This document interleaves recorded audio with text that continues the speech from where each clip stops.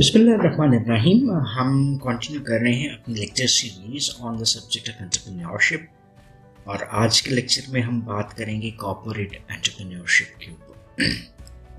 जो पहले लेक्चर में हमने जो फर्स्ट चैप्टर से रिलेटेड बातें की उसमें हमने different aspects of entrepreneurial activities और उसको हमने देखा। अभी ये अंडरस्टैंड करने की कोशिश करते हैं कि व्हाट इज़ कॉर्पोरेट एंटरप्रेन्योरशिप और फिर इसको आगे लेकर चलेंगे कि किस सूरत में।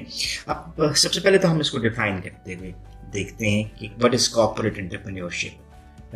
एंटरप्रेन्योरियल एक्टिविटीज़ जो कि किसी भी इंडिविजुअल के लिए एक अपॉर्चुनिटी बनती हुई नजर आती हैं। They can be either for an existing person जो कि पहले से किसी बिजनेस एक्टिविटीज में इन्वॉल्व है, उसमें फर्दर एक्सपेंशंस की तरफ जा सकते हैं। और कुछ चीज़ें ऐसी हैं जहाँ पे आपको एंटरप्रेन्योरियल एक्शंस रिक्वायर्ड होते हैं and whenever you are doing it within an existing established organization तो ये क्या कहला रहा है? That is what is termed as corporate entrepreneurship. So entrepreneurial actions within an established organization is termed as corporate entrepreneurship. So अभी के topic के ऊपर जो हम बात करते हैं वो है कि causes for interest in corporate entrepreneurship, कि वो क्या चीज़ें हैं जिसकी वजह से इस सेक्टर में आपको इंटरेस्ट नज़र आता है।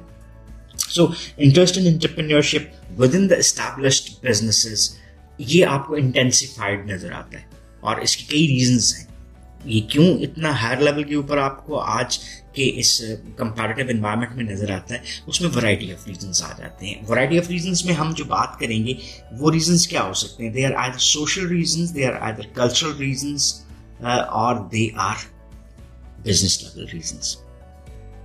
तो सबसे पहले हम बात करते हैं कि जो ये रीजंस हैं उसमें सोशल लेवल के रीजंस क्या आते हैं। पहली चीज जो सोशल कॉन्टेक्स्ट में हम बात करते हैं कि इंक्रीज आपको नजर आती है interest in doing your own thing. What is doing your own thing? जैसे ये हमने पहले लेक्चर जो देखे हैं चैप्टर नंबर 1 के, उसमें भी हमने बात की कि one becomes a manager of his own self. So इसका मतलब क्या हुआ कि जब आप एंटरप्रेन्योरियल एक्टिविटी में इन्वॉल्व होते हैं तो आप अपने एक्शंस के खुद रिस्पॉन्सिबल हो जाते हैं। You have to manage your time, you have to manage your decisions all by yourself. So आप अपने ही बॉस बन जाते हैं। सो सोशल लेवल के ऊपर पहला रीजन जो इंटरेस्ट का नजर आता है वो है कि डूइंग योर ओन थिंग और doing it on one's own terms. तो ये वही वाली बात जैसे मैंने अभी एक्सप्लेन किया कि आप अपनी मर्जी से चीज़ों को लेकर चल सकते हो। सो ये एक बुनियादी रीज़न है कि you feel more freedom in it, कि whenever you are doing certain activities and you're responsible for them and you can do it on your own, अपनी मर्जी से कर सकते हो, अपनी मर्जी की terms and conditions के ऊपर चीज़ों को लेकर चल सकते हो। Then individuals who believe strongly in their own talents frequently desire to create something of their own. ये भी एक सोशल कॉन्टेक्स्ट में आपको रीज़न नज़र आता है कि जब भी हम चीज़ों को प्रोग्रेस की तरफ लेकर जाते हैं तो एक कमी सी महसूस होती है कि if I am doing things for others why can't I do it for myself? So why not create something of your own? So जो टैलेंट्स आप दूसरों के लिए इस्तेमाल करते हो आप उनको यूटिलाइज करो और आप अपने लिए कुछ क्रिएट कर सको। इसकी अदर रीजंस में they want responsibility and have a strong need for individual expression and freedom in the work environment. So ये भी एक social reason हो सकती है कि मैं अपने आप की जगह बनाना चाहता हूँ, मैं रिस्पॉन्सिबिलिटी चाहता हूँ और मुझे स्ट्रॉन्ग नीड महसूस होती है कि मैं एक्सप्रेस कर सकूँ, मैं फ्रीडम के साथ चीज़ों को लेकर चल सकूँ और ये सारा का सारा मेरे इस वर्क एनवायरनमेंट के साथ रिलेट करता है। और जब ये वर्क एनवायरनमेंट में when this freedom is not there, frustration can cause that individual to become less productive or even leave the organization to achieve self-actualization. हमें मोटिवेशन थ्योरी अगर याद हो, मैस्लोज हायरार्की ऑफ नीड्स, तो उसने 5 levels बनाए थे और टॉप पे जो आता है वो क्या है? Self actualization. और सेल्फ एक्चुअलाइजेशन को हम क्या कहते हैं कि एक इंडिविजुअल का ये बिलीफ कि what he wants to become, what he can become, और वही चीज़ उसको मोटिवेट करती है उस चीज़ को हासिल करने के लिए। तो जब एक बंदे को फ्रीडम नहीं मिलता ऑर्गेनाइजेशन में, उसको फ्रस्ट्रेशन महसूस होती है और डेफिनेटली इसका स्ट्रेस के साथ एक रिलेशनशिप नज़र आता है। वो प्रोडक्टिव नहीं रहता उतना ज़्यादा जितना वो हो सकता है, और at time he might be part of a turnover, यानी ऑर्गेनाइजेशन को छोड़कर चला जाएगा। और छोड़ के जाने की रीजंस क्या हो सकती हैं? वही स्ट्रेस, और he want to achieve that self actualization. वो कहीं और हो सकता है कि एंटरप्रेन्योरियल एक्टिविटीज में वो सेल्फ एक्चुअलाइजेशन फाइंड आउट कर सकता है। So this new search for meaning and the impatience involved has recently caused more discontent in structured organizations than ever before. So जो अभी के लेवल पे जब डिफरेंट ऑर्गेनाइजेशंस काम कर रही हैं, ये चीज़, इसकी रियलाइजेशन का होना, आप अपने लिए कुछ सेल्फ के लिए चाह रहे हो, अपना कुछ करना चाह रहे हो, अपने आप को मीनिंग्स देना चाह रहे हो, ये सारी चीज़ें एक ऑर्गेनाइजेशन से डिसकॉन्टेंट को आपको इंक्रीज करती हुई नज़र आती हैं, जितना आपको प्रीवियस टाइम में नज़र नहीं आता। जब हम मीनिंग्स नहीं प्रोवाइड कर सकते विद इन द ऑर्गेनाइजेशन, तो इंडिविजुअल्स क्या करते हैं, किसी और इंस्टीट्यूशन को सर्च करने की कोशिश करते हैं जहाँ पे वो ये सारी चीज़ें हासिल कर सकते हैं। कॉर्पोरेट एंटरप्रेन्योरशिप, ये मैंने आपके लिए पहले से हाईलाइट किया हुआ है कि corporate entrepreneurship is one method of stimulate करना किसको कहते हैं? जब हम तहरीक दे रहे हैं, एंड देन कैपिटलाइजिंग ऑन, फिर हम उससे बेनिफिट लेते हैं। यानी we want to stimulate and then हम उस स्टिमुलेशन से बेनिफिट गेन करना चाहते हैं। वो कौन हो सकते हैं जिसको हम स्टिमुलेट कर रहे हैं, जिससे हम कैपिटलाइज करना चाह रहे हैं? Individuals in an organization who think that something can be done differently and better. तो ये एक बेस भी बनती हुई आपको नजर आती है कॉर्पोरेट एंटरप्रेन्योरशिप की, कि कॉर्पोरेट एंटरप्रेन्योरशिप एक ऐसा मेथड है जिसके थ्रू हम स्टिमुलेट भी कर सकते हैं, कैपिटलाइज भी कर सकते हैं उन इंडिविजुअल्स को जो कि थिंक डिफरेंटली होते हैं। They can do things better, and फिर हम क्या कर सकते हैं, उससे चीज़ों को एज अ बेनिफिट भी यूज कर सकते हैं। यहाँ पे एक बड़ी अच्छी एग्जांपल दी हुई है, that is of a xerox company. एक छोटा सा केस है, इसको स्टडी करना आपको इस कॉन्सेप्ट की अंडरस्टैंडिंग भी इंक्रीज कर सकता है। और चीज़ जो आपको नजर आती है वो है resistance against flexibility, growth and diversification can in part be overcome by developing a spirit of entrepreneurship within the existing organization। और इसी को हमने कैसे डिफाइन किया था? corporate entrepreneurship की सूरत में। Increase in corporate entrepreneurship reflects an increase in social, cultural and business pressures towards the entrepreneurial action. Hyper competition has forced companies to have an increased interest in such areas as new product development, diversification, increased productivity, decreasing cost by methods such as reducing the company's labor force। ये वो सारी चीजें हैं जो कि hyper competition की एक outcome के तौर पे हमारे सामने आती हैं। इस कॉन्टेक्स्ट में corporate entrepreneurship is more strongly reflected in entrepreneurial activities as well as in top management orientation in the organization. इसी कॉन्सेप्ट को थोड़ा सा यहाँ तक क्लोज करते हैं, फिर हम डिफरेंट मेथड्स को भी देखेंगे कि जो हमने कॉन्सेप्ट देखना शुरू किया, causes of interest in entrepreneurship, summarised form में हम इसको एक दफा दोबारा देख लेते हैं। पहली चीज आपको क्या नजर आती है कि increasing interest in doing your own things and doing it on one's own terms. New search for meaning and impatience has caused more discontent in the structure organizations. Then organizations are encouraging corporate entrepreneurship, that is stimulating, capitalizing on employees who think that something can be done differently and better. So अगर मुझसे ये सवाल किया जाए कि what are the major causes, तो मैं इन 3 aspects के ऊपर अपनी बात को कंक्लूड करना चाहूँ तो कर सकता हूँ। यहाँ पर अब कॉर्पोरेट एंटरप्रेन्योरशिप को तो हमने देख लिया और देखते हैं कि ये किस किस्म की एक्टिविटीज हो सकती हैं। ये कॉर्पोरेट एंडेवर्स जो होते हैं वो 4 की एलिमेंट्स के गिर्द आपको बनते हुए नजर आते हैं। व्हाट आर दीज 4 की एलिमेंट्स? पहली चीज आ जाती है न्यू बिजनेस वेंचरिंग, दूसरी आ जाती है इनोवेटिवनेस, तीसरी सेल्फ रिन्यूअल और चौथी प्रोएक्टिवनेस। ये देखते हैं कि एक समराइज फॉर्म में भी इसको सबसे पहले देख लेते हैं। 4 चीजें हैं जिसमें आपको रिफ्लेक्ट होती हुई नजर आ रही हैं। न्यू बिजनेस वेंचरिंग, ये पहला एलिमेंट आ गया। इसको दूसरे लफ्जों में हम कॉर्पोरेट वेंचरिंग भी कहते हैं। The creation of a new business within an existing organisation.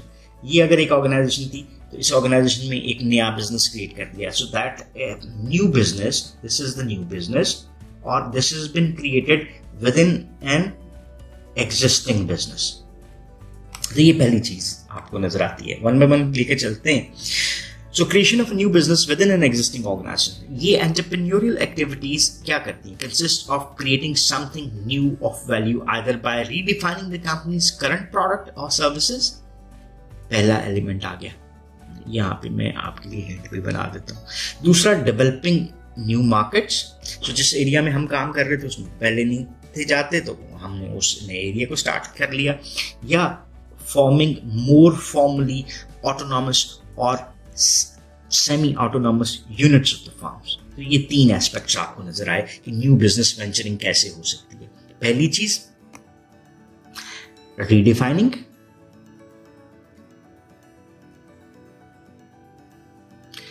Company की करंट प्रोडक्ट्स को, सर्विसेज को आप नए अंदाज में दे दें। दूसरी चीज क्या आ गई? न्यू मार्केट्स, कि आप नई मार्केट्स को तलाश कर सकते हैं। ये पहला पॉइंट, ये दूसरा पॉइंट आ गया। और तीसरा पॉइंट हमारा क्या नजर आता है कि हम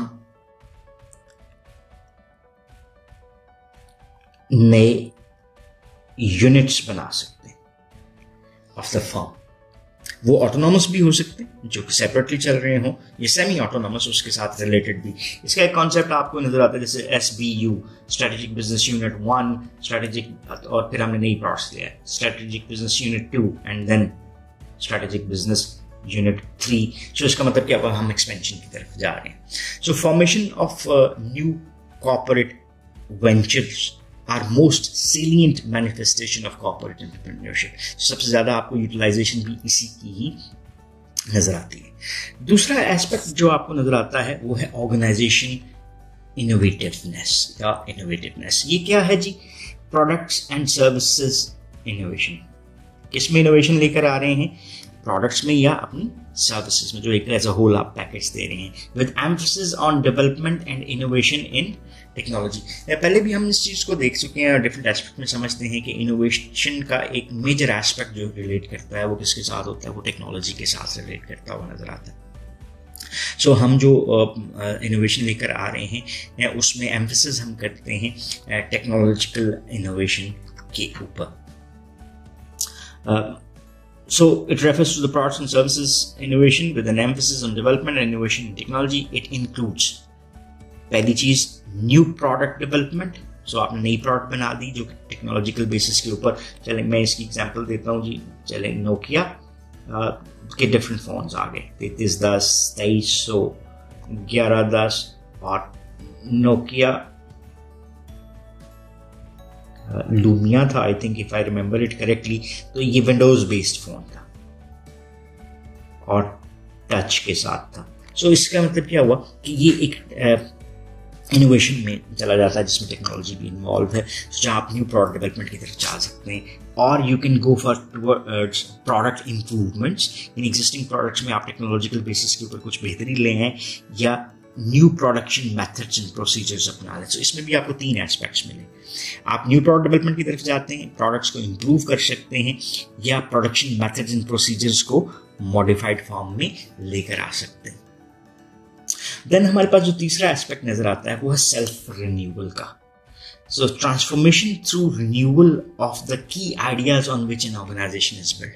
सो जो बेसिक ऑर्गेनाइजेशनल फिलॉसफी है ना, उसको हम ट्रांसफॉर्म कर लेते हैं, उसको चेंज कर लेते हैं और बिल्कुल एक नए अंदाज में उनकी आइडियाज को प्रेजेंट करते हुए नजर आते हैं। Self renewal is basically the transformation of an organization through the renewal of the key ideas on which it is built. So it has a strategic and organizational change connotations and includes a redefinition of the business concept, recognition and the introduction of system-wide change to increase innovation. Example हम इसकी छोटी सी create करते हैं। जैसे for instance अगर कोई भी organisation है जो कि टेक्नोलॉजी बेस्ड नहीं थी, ठीक है, और या अगर हम अपना एक छोटी सी बात कर लेते हैं, वो ऑर्गेनाइजेशन के कॉन्टेक्स्ट में उस तरह से तो नहीं है लेकिन आपको अंडरस्टैंडिंग में ज़रा आसानी देगी। जैसे हमारे पास जितना भी हमारा लैंड रिकॉर्ड था तो ये लैंड रिकॉर्ड किसके ऊपर था? जैसे पंजाब में land record was on files के बीच में ये सारी चीज़ें रिटन फॉर्म में मिलती थी, फिर हमने इसको इलेक्ट्रॉनिक कर दिया, ठीक है। तो इसका मतलब क्या हुआ कि हमने रीडिफाइन कर दिया सेल्फ रिन्यूअल। आप इसी को किसी ऑर्गेनाइजेशन की तरफ ले लें कि फॉर इंस्टेंस हम सेमी ऑटोमेटेड मैन्युफैक्चरिंग प्रोसेसेस को यूज़ करते थे और उसमें एरर्स भी थे, फ्लॉज भी थे, फिनिशिंग प्रोडक्ट्स की, सर्विसेज की उस तरह से बनती नहीं थी।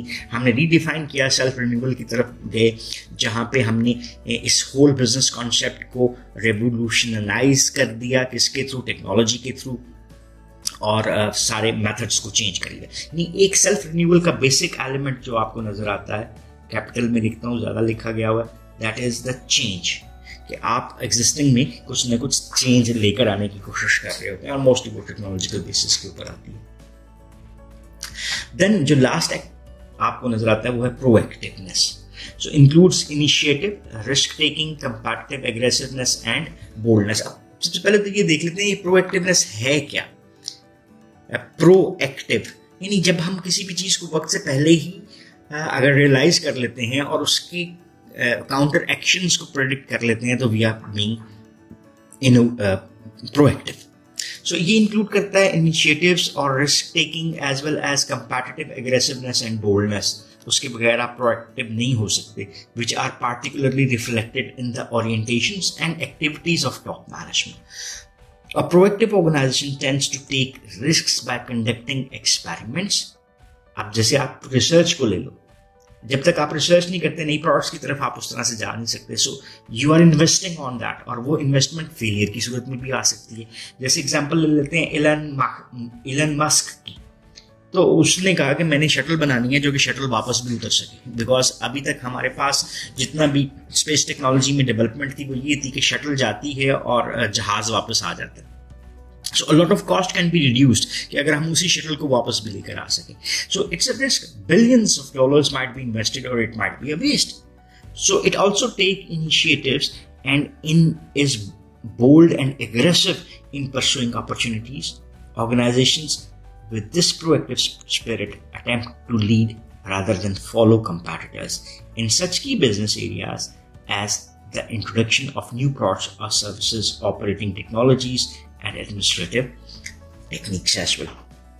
So proactiveness का आपको एसोसिएशन नजर आती है कि आप इनिशिएटिव लेते हैं, और इनिशिएटिव जो हैं it requires a lot of support और lot of confidence as well. आप उस इनिशिएटिव में रिस्क टेकिंग की तरफ इन्वॉल्व नज़र आते हैं, और आप कंपेटिटिवली यानी अपनी जो कंपीटिंग फर्म्स हैं उसमें एग्रेसिव होते हैं और बोल्ड होते हैं, जिसकी बेस के ऊपर आप प्रोएक्टिवली मार्केट में काम करते हैं, एक्सपेरिमेंटेशन की तरफ जाते हैं, इनिशिएटिव्स लेते हुए नज़र आते हैं, और ultimately you might be introducing new products or services or new technological advancements जो हैं वो आप इंट्रोड्यूस करवा सकते हैं। सो ये हमारा आज के लेक्चर का बेस बनता है। सो थोड़ा सा रिवाइज कर लेते हैं। अभी के लेक्चर में हमने बात शुरू की कॉर्पोरेट एंटरप्रेन्योरशिप के ऊपर, हमने इसको थोड़ा सा डिफाइन किया, और फिर हमने कहा causes for interest in corporate entrepreneurship क्या है, और उसमें हमने कहा कि ये सोशल कॉन्टेक्स्ट में भी हो सकता है, कल्चरल और बिजनेस लेवल के ऊपर भी हो सकता है। कॉर्पोरेट एंटरप्रेन्योरशिप को डिफाइन हमने किया कि it's a one method of stimulating and then capitalizing on individuals in an organization who think that something can be done differently and better. So उसी को हमने कैपिटलाइज करना है। देन इसके बाद हमने कॉर्पोरेट एंटरप्रेन्योरशिप की तरफ थोड़ा सा डीप अंडरस्टैंडिंग करने की कोशिश की, और हमने कहा कि जब हम कॉर्पोरेट एंटरप्रेन्योरशिप में इन्वॉल्व हैं तो हमारे पास means of being corporate entrepreneur जहाँ पे आपको ये कॉन्सेप्ट रिफ्लेक्ट होता हुआ नज़र आता है, वो चार आपको नज़र आते हैं, जिसमें हमने न्यू बिजनेस वेंचरिंग के ऊपर बात की, हमने इनोवेटिवनेस के ऊपर बात की, फिर हमने सेल्फ रिन्यूअल के कॉन्सेप्ट को देखा, and in the end we have talked about proactiveness. So that was all about this lecture, और इसी की बेस के ऊपर हम नेक्स्ट लेक्चर को लेकर चलेंगे, which is that how we can differentiate between जो एंटरप्रेन्योरल डिसीजन मेकिंग है और मैनेजरियल डिसीजन मेकिंग है, उसको हम किस तरह से डिफरेंशिएट कर सकते हैं। सो उस वक्त तक के लिए thank you very much, Or if you still have any question or queries, then you can ask in the comment section and we will definitely love to answer those. So once again, thanking you for this lecture. Have a nice time. Allah Hafiz.